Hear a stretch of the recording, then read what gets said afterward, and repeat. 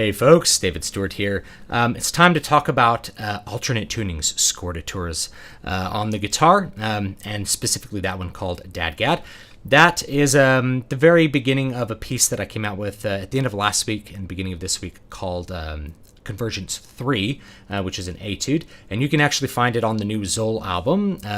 You can find out more about that album at zollonline.com. That's my little ambient rock project, and what it will be called going forward. What I'd like to do with this video is talk about some of the advantages to using an alternate tuning on the guitar, what you can get out of it as a performer and especially as a composer, why you might want to try out some other alternate tunings, not just Dadgad, though I'm going to talk about Dadgad in particular, but some other ones as well. So this one's called Dadgad, and the reason we call it that is that's the word that comes out when we are looking at the tuning of the strings. From the 6th up to the 1st, it is D, A, D, G, A, D, Dad, Gad, G, A, D. Normally it's E, A, D, G, B, E, and in order to get Dadgad, we lower the 6th, 2nd, and 1st strings down a whole step. This produces a much tighter harmonic set of possibilities with the treble strings. The strings are closer together in pitch. So we have an octave between the 4th string and the 1st string, and then we have a wider gap down here between the 6th and the 5th, and also an octave between the 6th and 4th. So you can do those sorts of things. It produces a lot of different possibilities. Now, the first reason that you may want to check out this particular tuning, and indeed some other Scordaturas, is it forces you to think about the guitar in a way that you're not used to.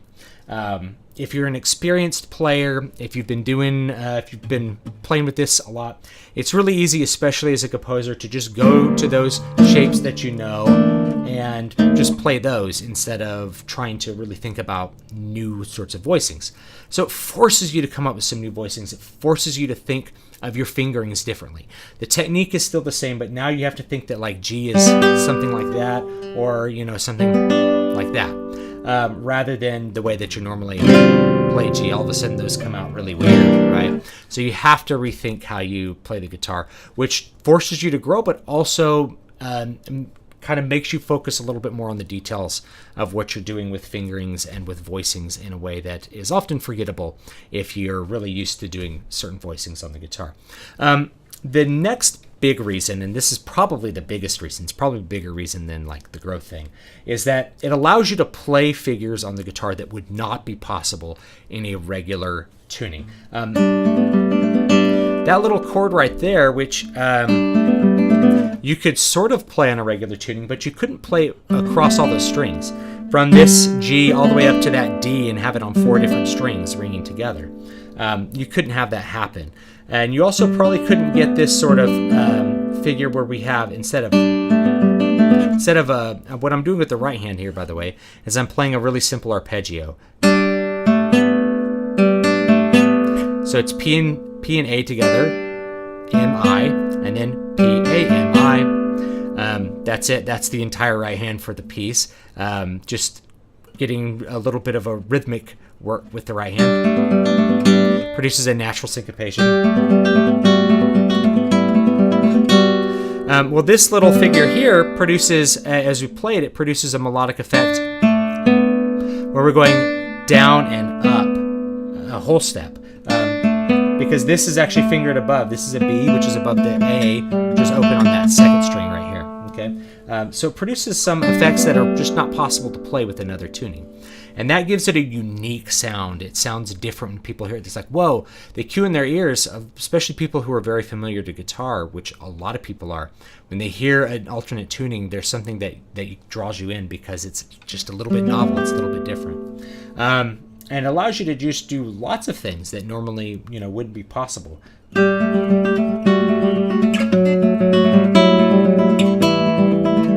That series of suspensions that I do in the middle of the piece just isn't possible with a normal tuning. It would be impossible to finger it because of the close spacing of the chords. So that's the second big reason.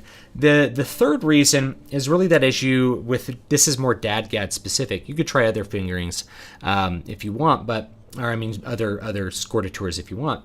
But when we kind of condense the strings together, we get some different voicings that emerge on the guitar. Voicings that are more like the piano.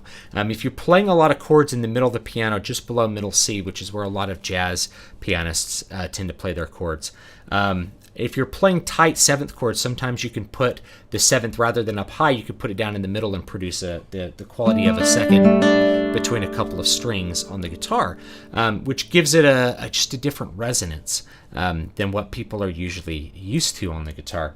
And so for that reason, I think those alternate voicings that you're forced to use are really, really cool with Dadgad, because they're more like a piano.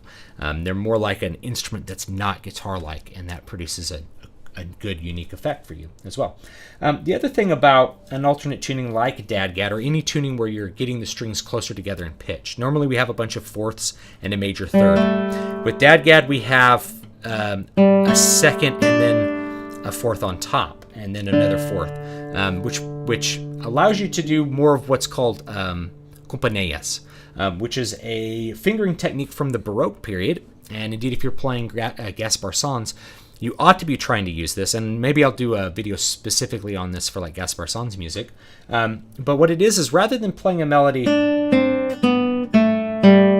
across the strings like a scale, like that, you're going to play it across the strings so they ring together. Compañías means little bells. And if you see what my right hand's doing, I'm just playing, and you could do this actually AMI. With this fingering, I'm doing the third and the fourth fret here on the second and third string. I'm doing A, M, I, and then I'm just taking it off and playing M, I. And what that produces is a scale, a descending major scale, and we could do it in reverse.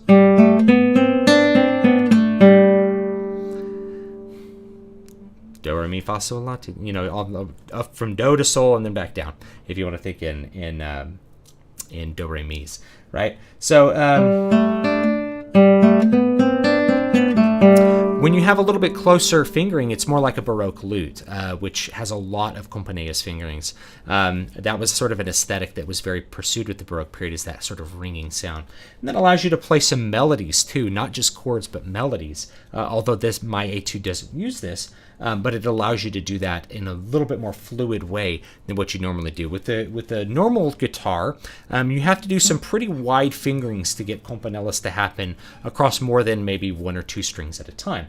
Because what's necessary is that it's necessary for you to be able to play on the string above an open string. So as you play on the third string, you're playing a pitch above the open second string. That's what your goal is here. So because this open second string is an A, I could play a B right there that's above it. If it was a B, I'd have to play, I'd have to play a C up here rather than here, and it becomes a much more awkward fingering. You can do it, but you'd have to play D, C, B, and then you'd have to shift rather than doing that sort of fingering, which is very, very natural. So it gives you more opportunity to do some melodies across the strings rather than just playing them, the normal way that you're used to playing scales. So all of those are good reasons to check out Dadgad. And if you'd like a piece to learn in Dadgad, I will try to get these. I'll try to get the sheet music up for this little etude that I wrote on one of my sites, either Zoll Online or over at davidvstewart.com. Let me know if you do want to learn that piece, because I'd be happy to put in the work to make like an actual good score if people would actually like to learn it. It's a good piece, I think, to get familiar with Dadgad tuning, and especially a little bit of some of the Baroque sounds kind of mixed with a more modern folky sound with the syncopations. Okay, so that's about it for me with that. I hope that this has been informative and useful for you guys. I do appreciate you all watching, and I hope you will do me a favor by commenting, and subscribing, hitting that button down below, and sharing this with anyone who might find it relevant. And I will see you guys next time. Have a great one.